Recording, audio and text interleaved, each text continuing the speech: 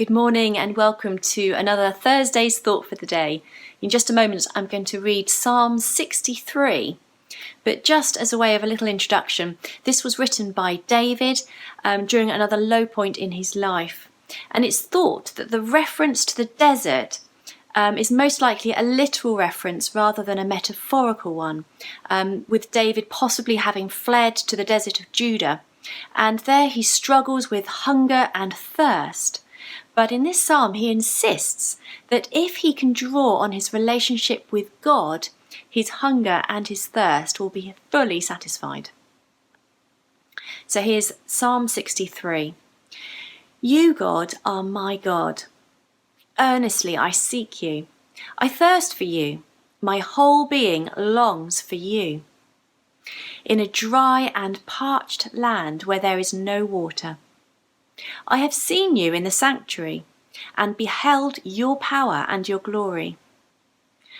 Because your love is better than life, my lips will glorify you. I will praise you as long as I live, and in your name I will lift up my hands. I will be fully satisfied as with the richest of foods. With singing lips my mouth will praise you. On my bed I remember you. I think of you through the watches of the night. Because you are my help, I sing in the shadow of your wings. I cling to you. Your right hand upholds me. Those who want to kill me will be destroyed. They will go down to the depths of the earth. They will be given over to the sword and become food for jackals. But the king will rejoice in God. All who swear by God will glorify in him, while the mouths of liars will be silenced. So David is praying from a desert place, and I think this time of COVID-19 sometimes feels like a desert place to us, especially with the most recent restrictions that the government has needed to reintroduce.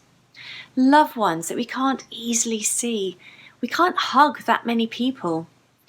Restrictions on what we can do, where we can go. It's certainly a strange time at the moment.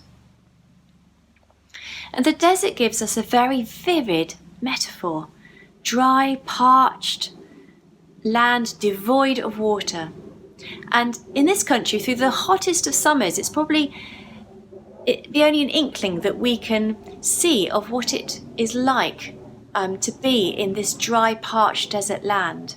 But if we think perhaps of a David Attenborough programme that we've seen, we might be able to have a good picture in our mind of what that dry and parched land might look like, of massive cracks appearing and of the ground crying out for rainwater. And then all of a sudden, a great torrent of water might come, the cracks be washed away, and beautiful green shoots start to appear. So how does David respond to this dry and parched desert time in his life? Well, he prays, of course. He draws on his relationship with God, of God's faithfulness, of the trust that he has in God. David meditates on this faith which he has. And David speaks of the metaphorical nourishment which this relationship with God provides for him. And in verse 5 of this psalm we read, I will be fully satisfied as with the richest of foods. With singing lips my mouth will praise you. And this nourishment reminds me of that wonderful passage in John's Gospel where Jesus has that really fantastic encounter with the Samaritan woman.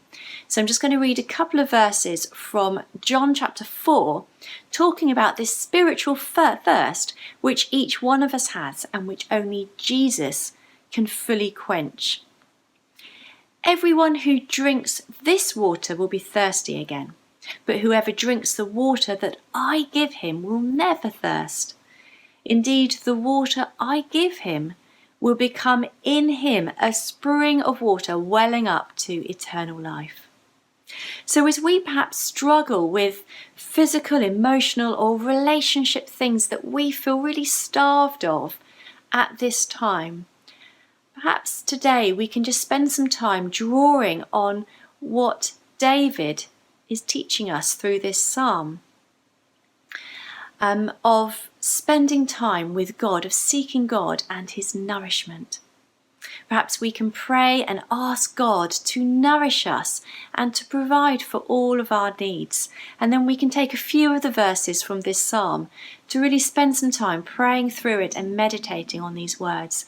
And I'm just going to leave you with a couple of verses from verse 7 and 8, which give me this wonderful warm sense of God's embrace, which is there for each one of us to accept and to enjoy.